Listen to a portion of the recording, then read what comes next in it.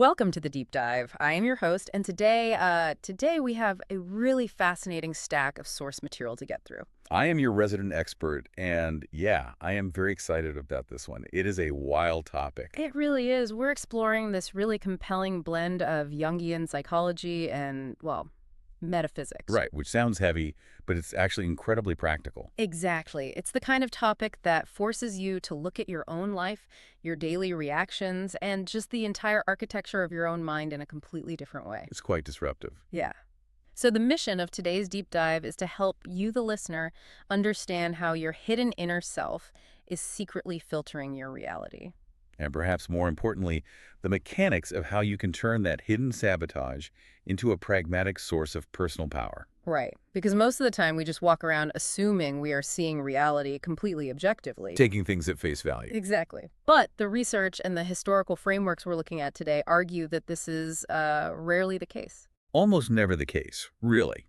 We are almost always seeing reality through a highly personalized and often entirely unconscious filter. And the sources offer this really vivid metaphor to help visualize what is actually happening mechanically. The tinted glass. Yes, the tinted glass. I want you to imagine your mind on one side and your pure awareness, like your spirit or your true essence on the exact opposite side. Right.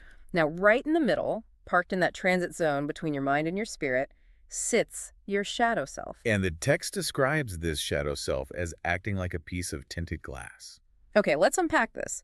Because this tinted glass changes the clear, bright light of your pure awareness into these distorted, very specific colors. Colors made up of your past traumas, your repressed desires. And all the traits you just haven't owned up to yet. To really grasp the weight of that metaphor, we have to look back at the origins of the concept. Carl Jung. Yes, deeply rooted in Carl Jung's idea of the shadow self.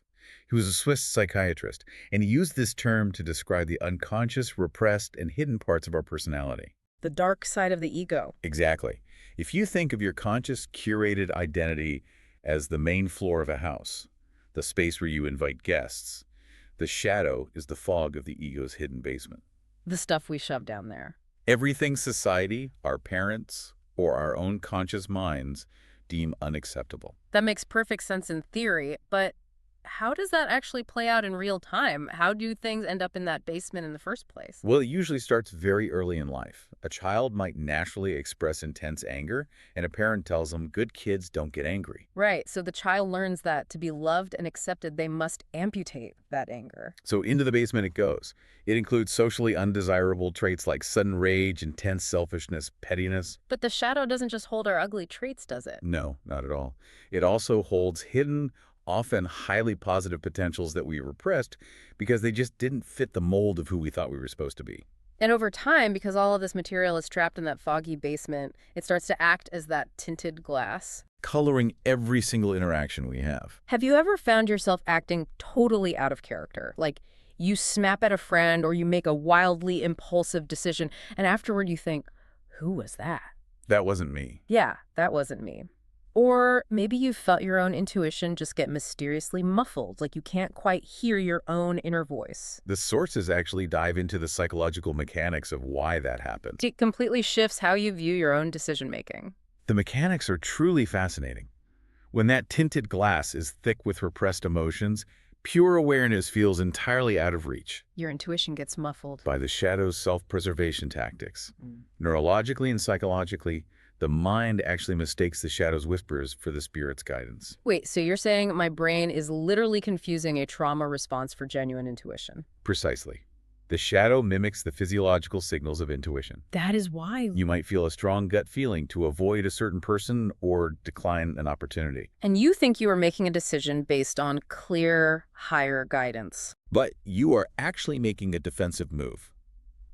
It is dictated by a hidden fear or an unresolved past trauma that is projecting its own color onto a present situation. Just to keep you safe in a very outdated way. Exactly. That really highlights the danger of just leaving the basement door locked. I mean, if we aren't aware that our defensive mechanisms are masquerading as intuition. We are basically flying blind. Right. The core consequence of ignoring the shadow is hidden sabotage. It operates entirely under the radar, Constantly influencing your choices, your relationships, your reactions. without your conscious consent. Yeah. And the absolute most common way this sabotage manifests is through projection. Projection. It is a defense mechanism. Hmm. It occurs when we are so disconnected from our own flaws, and the cognitive load of hiding them is so heavy that our brain actually projects them outward onto other people. We start seeing our own hidden traits in everyone else around us. We essentially paint the world with the colors of our own unacknowledged darkness. That transitions perfectly into how we spot this tint in our daily lives. The sources outline 3 specific ways the shadow reveals itself. And the first one is exactly what we just described. Projections. The text notes that if someone else's arrogance fills you with an intense, completely out of proportion rage, you need to look for a seed of arrogance in yourself. I have to be honest, reading about projection made me laugh because I immediately thought of a time I went on a 20-minute rant to my partner about a colleague who always has to be the center of attention. Oh, I love that example. And my partner just looked at me and said, "You literally host a show." It is a tough pill to swallow. But that's the shadow at work, right? It is such a universal, humbling human experience. Your anecdote is perfect. The key metric to look for is the intensity of your reaction. The intensity. Yes. If someone is seeking attention and you just think, well, they're loud, and you move on with your day, that's just an observation. But if their behavior ruins your afternoon and you can't stop ranting about it to your partner, That is a projection. The shadow is ringing an alarm bell about something unacknowledged inside of you. okay, so projection is when the reaction is aimed outward at someone else's behavior. But what about when the reaction is entirely internal? Like a spiral. Yeah, a situation just sends you into a spiral, even if no one is explicitly doing anything wrong. That brings us to the second that signal triggers. Triggers. These are those sudden, intense emotional spikes that indicate a past wound is being touched. Like when a seemingly harmless comment from a boss sends you into a tailspin. Or a minor inconvenience from a spouse. Yes. The present situation isn't actually what you're reacting to. The present situation is just poking a bruise. A bruise that has been sitting in your shadow for years. Your brain perceives a familiar threat and overreacts to protect you. That makes a lot of sense. And I imagine that ties into situations that just keep happening to you over and over again. Yes, the third signal the sources identify is recurring patterns. The situations that keep repeating in your life, regardless of your conscious intentions. You might change the city you live in, change your job, change your partner, but the dynamic remains identical. You keep ending up with micromanaging bosses or emotionally unavailable partners. Exactly. Why does the brain do that? It seems incredibly counterproductive to keep seeking out the same misery. What's fascinating here is that the shadow isn't torturing you for the fun of it. The psyche is actually seeking resolution. It wants to heal. It recreates familiar scenarios because it is trying to bring an unresolved issue to the surface so you can finally deal with it. But you cannot integrate what you cannot see. Recognition is the mandatory first step. You have to spot the tint, the projection, the trigger, or the pattern before you can clean the glass. Spotting the tint is one thing, but how do we actually deal with it once we see it? The text makes a massive distinction here, and it goes against almost every self-improvement instinct we have. It really does. You do not fight the shadow to clear the tint. Bringing it into the light of awareness is an act of inclusion. It is not a fix. That is perhaps the most vital mechanical takeaway from this entire framework. Our instinct, whenever we find something ugly or unacceptable within ourselves, is to eradicate it. If we realize we have a jealous streak, we want to crush it. But fighting the shadow only makes it denser. It pushes the trait deeper into the basement. Where it will just find a new, sneakier way to sabotage you. Exactly. The mechanics of integration require a holding space. And that brings us to what the sources explicitly call the most difficult stage, acceptance. Why is acceptance considered the hardest part of this process? Because it requires a form of ego death.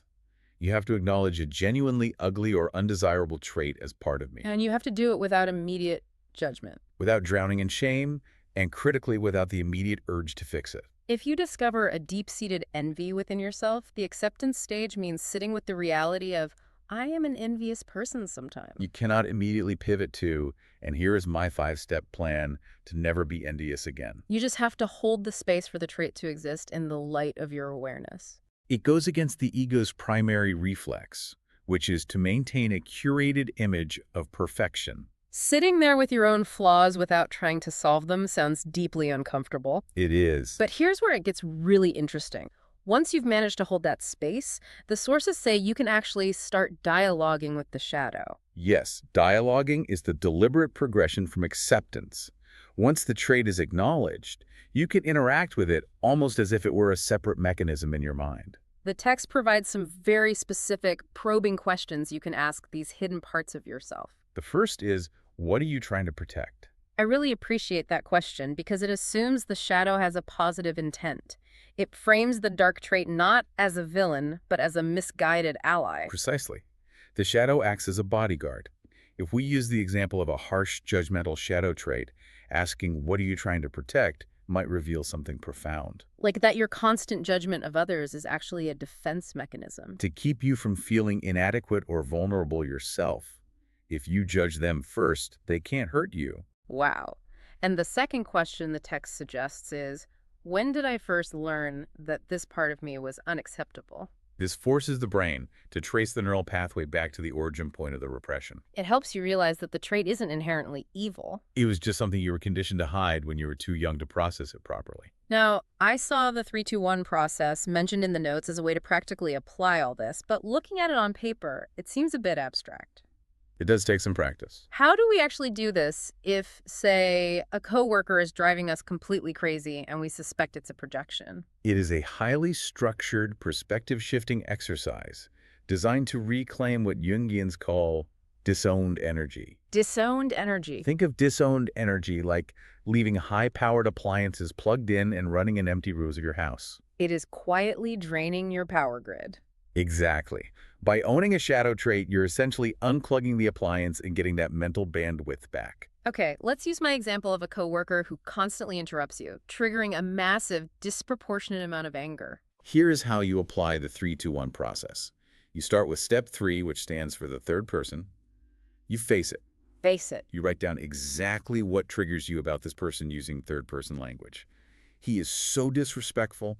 He's arrogant. He never listens. You get all your judgments out onto the page, so you aren't holding back or trying to be enlightened about it. You just vent it all out. Exactly. Let the ego have its say. Then you move to step 2, the second person.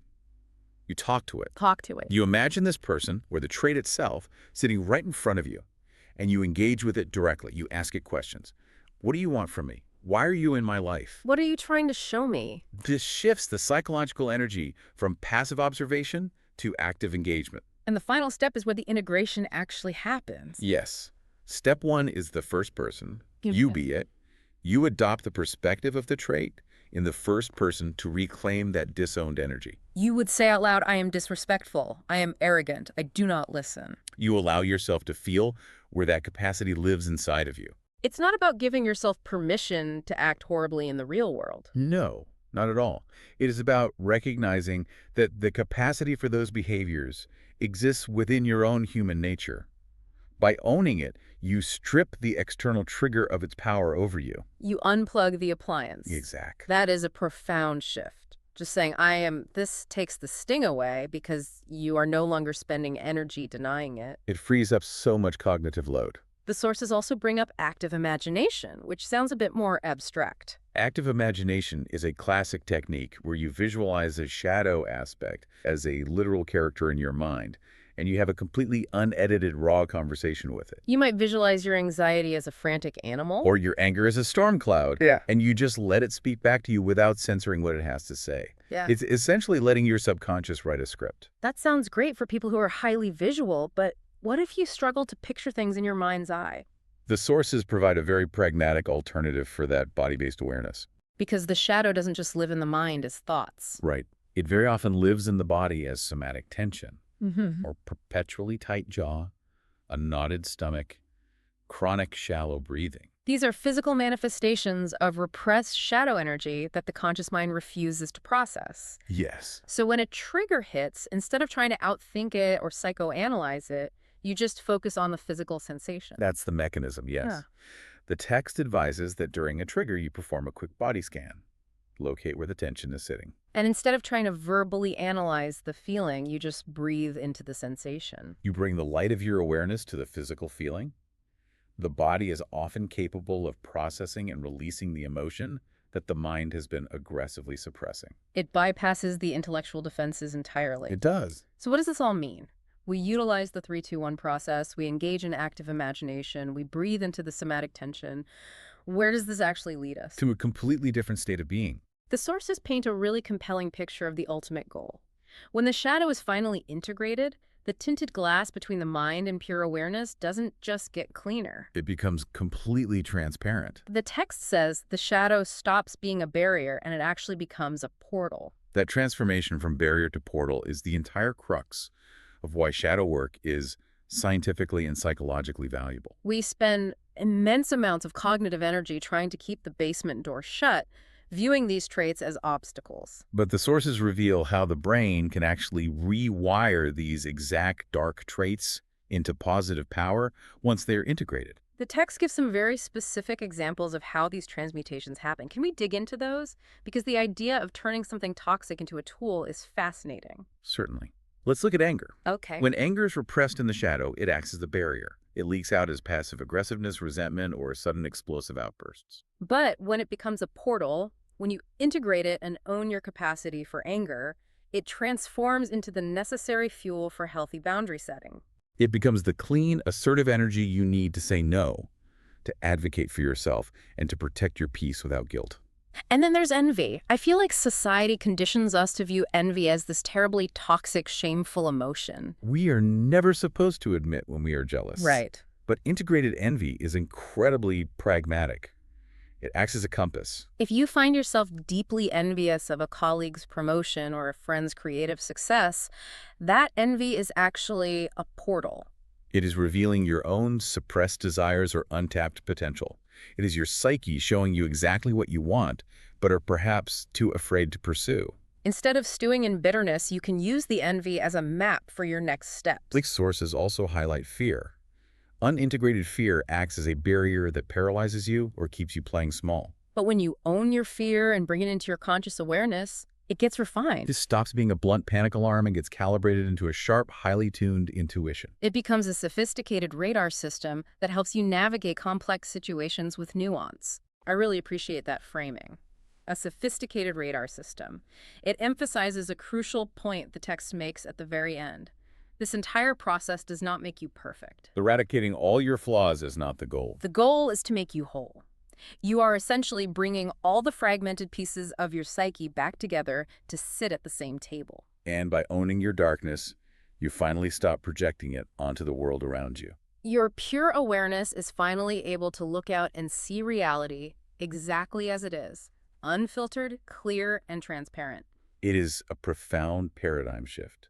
When you achieve that level of wholeness, the cognitive load drops significantly. The world stops being a threatening place filled with enemies and triggers you have to defend against. It becomes a neutral space where you can operate with true clarity, responsiveness, and self-possession. It's deeply empowering when you realize you don't have to be at war with yourself anymore. It truly is. To wrap up our journey today, we've covered some dense but incredibly practical ground. We certainly have. We unpacked how our shadow self acts like tinted glass, distorting our view of reality with past traumas and unowned traits. Causing our minds to mistake defense mechanisms for intuition. We discussed how to spot that tint by measuring the intensity of our outward projections, tracking our internal emotional fretches, and identifying the recurring loops in our lives. We learned that the mechanics of integration rely on holding space through acceptance rather than fighting the darkness. And we walk through pragmatic tools like the 3-2-1 process, active imagination, and body-based awareness